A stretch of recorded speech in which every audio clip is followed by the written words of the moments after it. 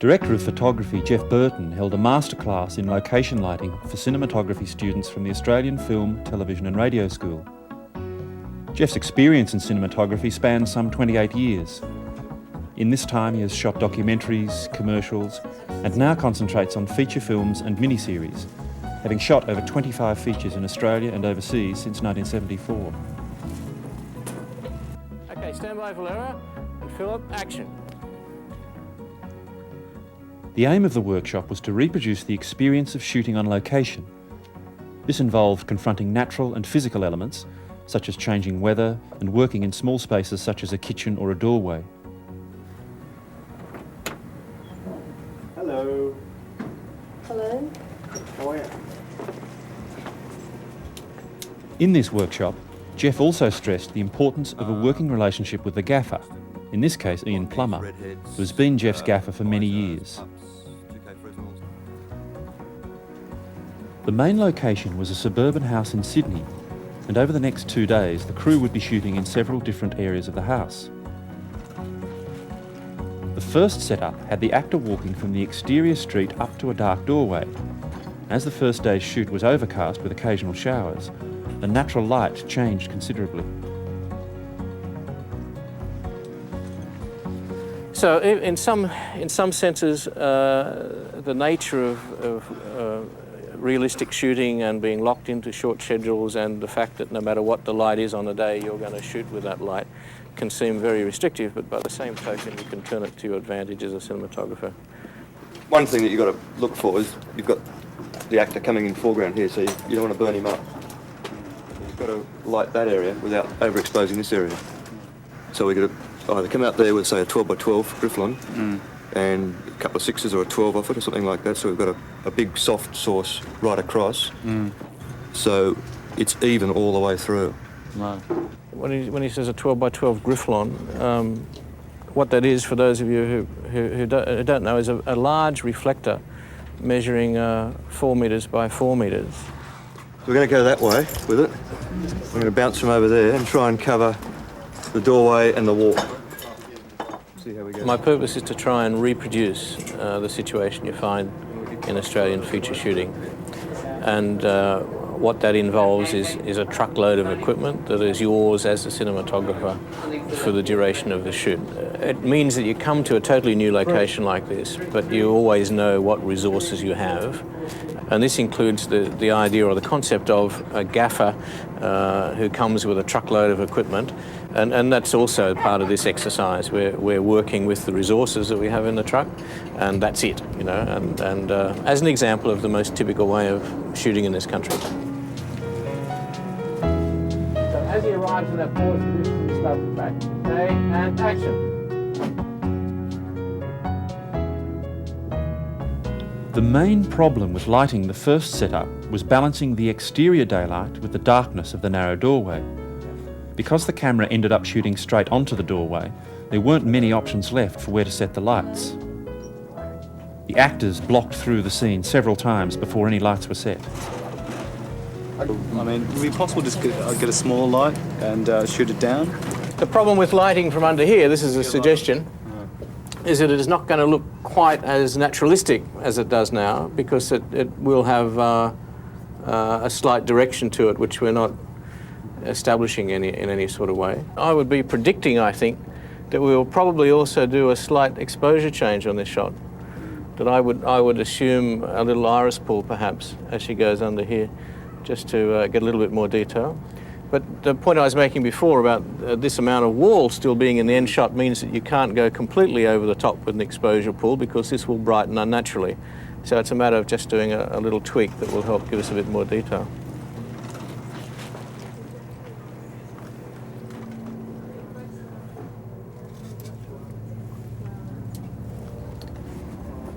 The first lighting setup was simple. Enhancing the natural daylight, a 12K HMI was bounced off a 12 by 12 Grifflon, providing a soft daylight source.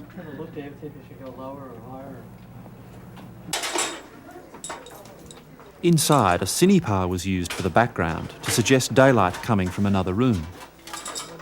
And a 150-watt photocrescenta bulb was used as a practical light source in shot. A quarter blue gel was used on the photo crescenta to slightly balance it to daylight.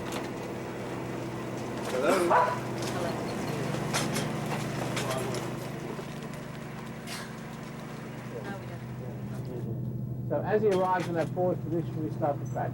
Okay, and I think action. basically that the door exchange works, but the exposure variation we did bringing him from outside to the door is pretty well imperceptible.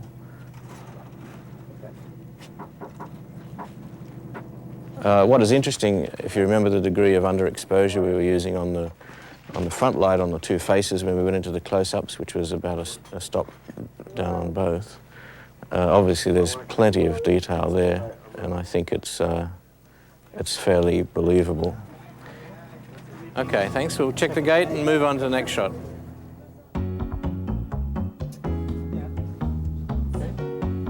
Coming along? A little. I wouldn't. It's quite nice to be sort of looking down. But you stay with the quarter blue. You wouldn't say go for like a half blue to just make it not so warm. No. I think one of the exciting qualities of the new of these EXR stocks is that there is an amazing latitude in terms of colour tolerance. And quiet, please. And roll camera up. Rolling. And Set. action. Hi, Hi. how are you? Fine. What do you want? Well, I want to talk for one thing. I'm here. I can't get any further, unfortunately. Fine. Okay, thanks. First positions, thanks very much. We're going for another rehearsal. And Set. action. But I was quite pleased with the colour balance, with the variation there. I thought the quarter bluing of that light compared with the extremely cold outside light actually worked quite well. Thank you very much. The next set was the lounge room, a small white-walled room. Natural daylight was coming through two areas, the window looking onto the street and a doorway leading onto a veranda and the backyard. As before, the actors blocked the scene first to allow Geoff and the students to work out the lighting. So for the sake of this block through, if we could either all get out in the veranda or into this hallway here, just to give our two actors a space to move around in. And we'll see how it develops.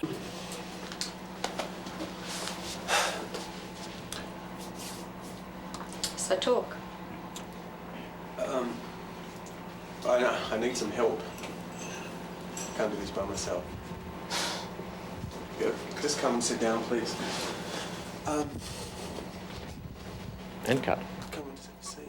Somehow I get the feeling that when we do aim the HMI through here onto the couch, then when we do fill a bit of daylight this way, that it would still be nice somewhere to have a bit of tungsten in here too. I mean, I looked around to send Geoff for a practical to whack in the corner or something, just to see some kind of warmth on him or her. I would worry about mixing another light in here, in that we're going to make it look softer and maybe a little romantic. And in fact, the brief for our film is to do a fairly gritty, naturalistic piece in times when we weren't so well equipped as we are today. And you would find that you were really trying to stage things near windows, as one does in documentary, because that's the best looking light, and there's no convenient way to reproduce that. A documentary gives you a good appreciation of natural lighting in the sense of where it comes from and how it looks and how people look lit by it. And then in a realistic production, one draws on that experience perhaps to, even subconsciously, to reproduce it with the added resources that you have. I would be surprised if we're not going to get enough interesting light just coming through that one source in the window, which will cover all this action in here.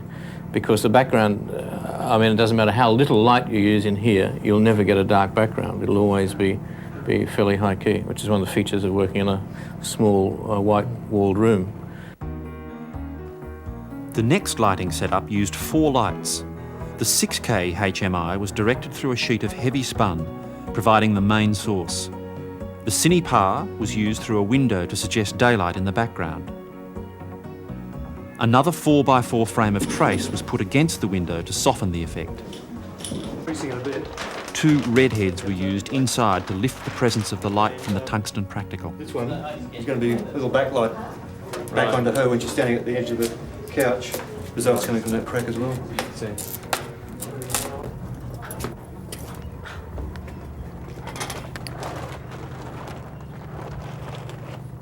Both the red heads inside used quarter blue gels to match the previous colour balance.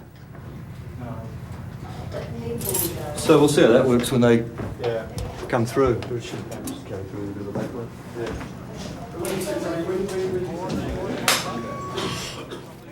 Yeah, you'd have to be right back behind that window because he's playing it right to the edge. That's all.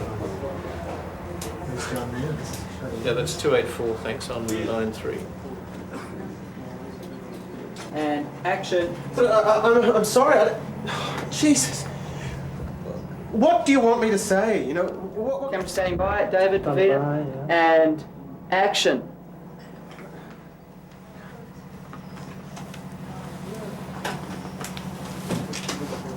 A problem for me, which I hadn't picked up during shooting, I mean, every Russia screen to me brings revelations, but the Valera's close-up, when she's sitting on the edge of the lounge, there's a shadow change on her face, which is gives the impression of being a double shadow. Well, it is in fact a double shadow.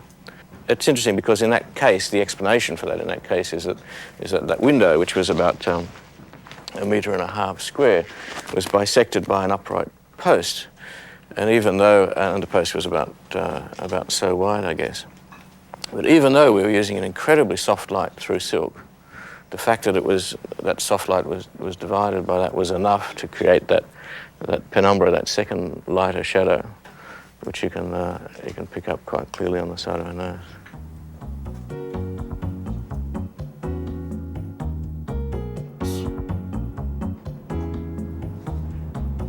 That's too many things with the 25. 25, the frame is too. A reverse angle was the next setup, and this meant shooting against an open doorway. The 6K HMI through the window was used as the same source, and a Cinepar was used as a backlight. A piece of shower curtain was used in front of the light to diffuse its direction. Rather than compromise the shot, Geoff adjusted the blind to reduce the direct flare coming from the sky that was in shot. It's very high-tech light control medium. Now, we're still getting a tiny flare off that hot sky, but it's fairly well hidden. I don't think it's going to be a problem for us. It's in his chest, yeah? No, it's off on his arm, but it probably won't photograph it. So. What emulsion are we on at the moment? 408. Okay. It's a quarter of a stop open, 2.8, thanks. You see, I find that acceptable because the brightness in the frame is actually below halfway down. Right, the hottest section in the frame is that area of sky, which is just above the roof of the garage there, and that's under the half frame. So in fact, I mean, the natural kicker is lower. The third set was in the kitchen, an even smaller location than the lounge room. The only natural light was coming through the window looking onto the yard. Right, what we're suggesting now is that some time has passed since the little altercation we saw in the lounge room. It is still day, but much later. In terms of lighting, what I think we could suggest in these two rooms and in this sequence is that there's still that evening sunny outside, so we can afford to give the light a bit of direction through windows, and we can warm it up considerably. Do you want to come out to the kitchen? We're all going to fit in the kitchen. Do you want to just go over there? So. All right. Come on down this end and see whether you. If we put her around about where she is now.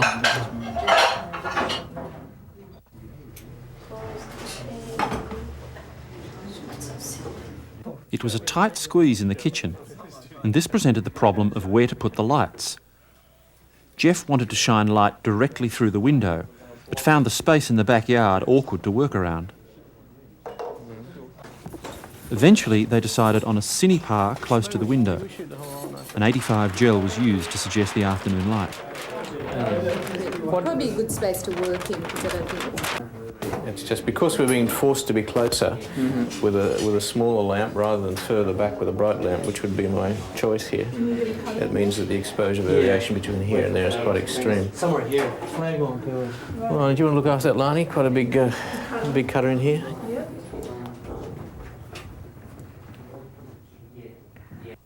A 4x4 frame of trace was used to diffuse the light coming through the window.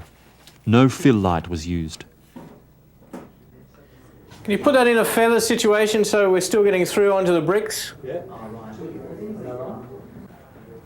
Maybe a little bit under that, just to make it come.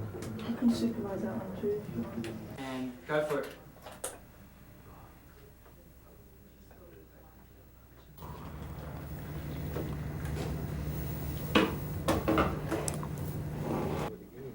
Stand by, guys, right? Yeah. Okay, and action.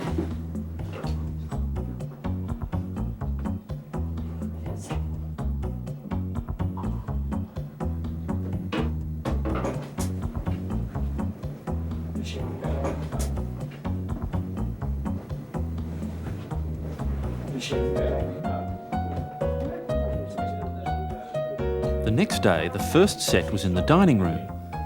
Natural light was coming from the windows looking onto the street, but unlike the first day's shoot, it was a bright, sunny day outside, and this presented a new set of problems. This is a perfect example of what happens when you come back to continue a scene. And it's not only a different time of day, but streaming sunshine through the window and absolutely nothing like the situation we left on the first part of the scene. Now, in this case, we've already committed ourselves to a look for the scene. We've already shot the first part of it. We need to maintain the continuity for the next part of the scene so that the drama is believable, that she leaves that part of the house and moves to this part of the house, and the feeling is that it's continuous time. Now, if we face him this way, so that the only bit of light that's hitting him is through this window, and we've got absolutely nothing on his face, we manage to keep light in this background minimal, so that unlike the lounge room where we were using those white walls in order to get an outline of his face against it without fill, we try and keep this side of his face dark. That would then give us an excuse for when she comes in with the coffee to be aware of the fact that she can hardly see any detail on his face, so we'd turn on a light. Okay?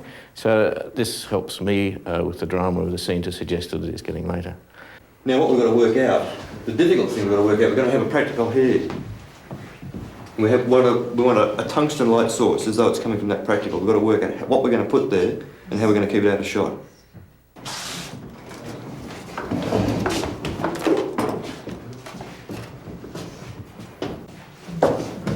At this stage of a block through, I would, as a gaffer, I would be expecting the DOP or the operator or whoever to have a basic shot lined up through a tube. And then you could say, what's your top of frame? I mean, so as a DOP, it's not up to you to know how to rig the lamp. It's just sort of, basically you should be able to tell the gaffer that's where you want the lamp and that's going to be out of shot. And it's up to the gaffer to work out how he's going to get it there. Oh, just as far as to the cheat, maybe for here I'll mix it more. Okay, A so little more.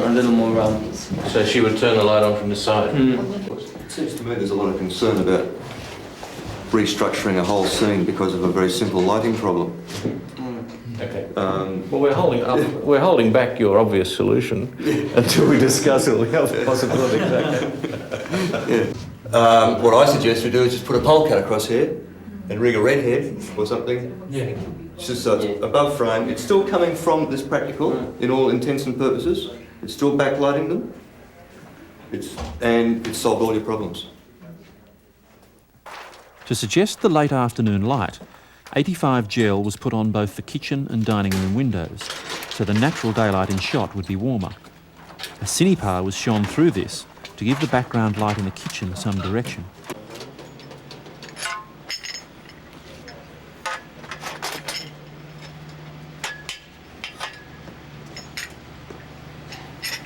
Another cinepar directed light through the dining room window to where the actors were sitting. Half 85 gel was used to keep the source warmer than the daylight coming naturally into the room. A large black was erected on C-stands to block the direct sunlight that was going through the window. A photo crescenta was put in the practical lamp. As the lamp was in shot, the bulb was sprayed down on one side to reduce its intensity. A 12-foot polecat was used to mount a redhead above the lamp.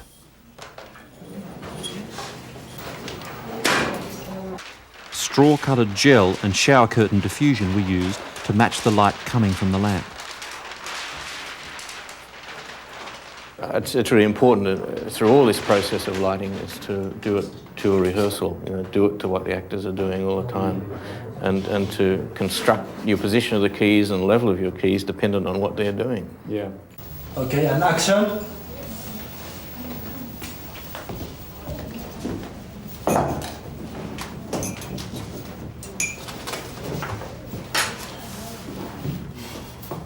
There's quite a nice little mood here, that lighting mood, that I think if we filled from this side, we'd risk losing. The risk with fill lighting of any sort is that it's generally overall. It's very hard to fill like just that corner of his face, unless you use a hard light, which is going to then give you a whole other set of shadows and a set of problems. But to use an overall soft light to fill that, I think we risk losing mood. What I would suggest is that the exposure we should be aiming for to shoot is this one that's on him.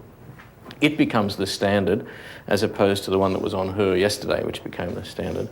And then from then on, the rest of the frame or the rest of the shot drops down as opposed to that shot yesterday, where a more day type scene, we're allowing stuff to burn out more. Whereas in this lower light, later day scene, we should be looking more towards the other end of the exposure range. We're letting things drop off more than actually build up. So you get the feeling that which isn't true, but you get the feeling that if he moved closer to the window, it wouldn't in fact make much difference to the brightness of it. And rolling. Speed. Action.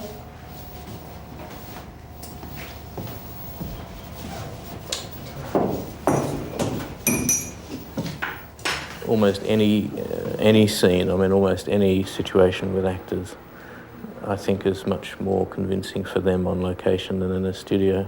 Love scenes, for instance, two actors in a bed or in a love-making situation, and you're talking about fairly intimate shots, and surrounding them is a 100 by 100 studio and acres of darkness and 50 or 60 people in gantries and towers, and it must be a totally different experience to them to actually being in a bedroom or a small house or.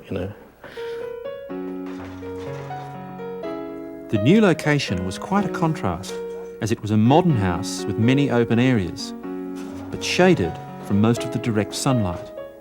What I would emphasise all the time in lighting a situation like this is trying to make as much use as possible of what is here and what it's doing. The whole exercise is not lighting. And if we can approach it from that minimalist attitude, I think we can probably make it work. As the camera setup was to be one long tracking shot covering all the action, there was little space where lights could be safely hidden. The main challenge was how to light the broad space the camera was seeing from the areas that were out of shot. We would bounce off, we would arrange a Grifflon reflector out there, rather than going through a frame like we did yesterday, but maybe suspended off the pergola and weighted down, working right to the edges of frame. So it's important for him to liaise with the camera operator in that sense. And then we'd run 2 6 lights on it, two 6K HMIs, which would give us a spread to cover this.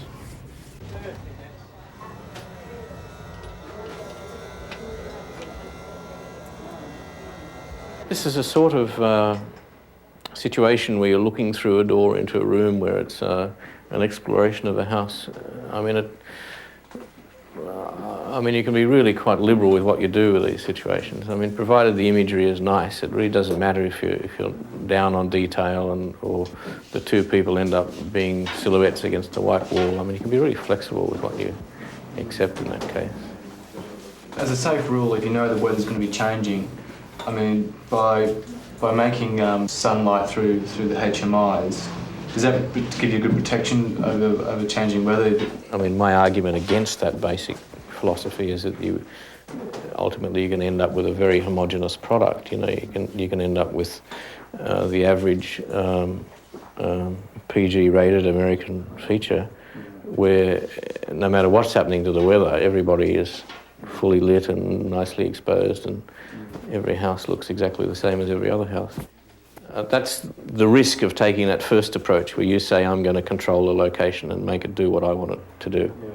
If you take the other approach, where you let the location have its own power, I think you end up with more interesting images. To light the scene, the 12x12 Grifflon was hung from the pergola outside. 2 6K HMIs were bounced off this to provide a soft, even daylight source. In the kitchen, a Cinepar was bounced off the white ceiling to provide a general ambience. Okay, we're running out of time, guys, so let's press on. Just try this. Yeah, an action, please.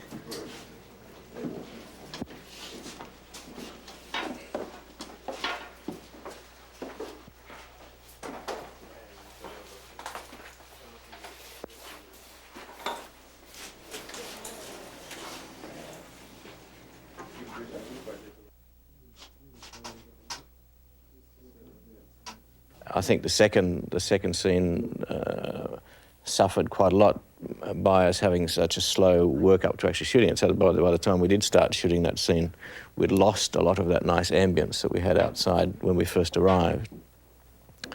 But yet that's another example of characteristic of shooting on location.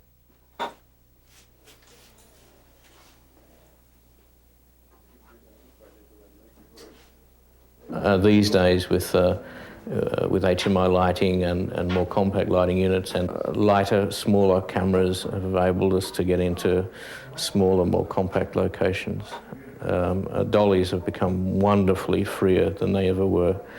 And a lot of that type of reduced size and more efficient technology has also thrown much more emphasis on location once again, that we were able to use locations more convincingly than ever before, because things are reducing in size. Most pictures that we shoot in Australia are location-based. And it seems to me that if one is going to exercise students in the type of lighting as cinematographers they'll be expected to do in future employment, then one has to consider that most of that work is going to be done on location. And although a lot of very basic lighting principles can be taught and exercised in a studio, I don't believe it is as relevant to a working cinematographer as knowing how to light on location.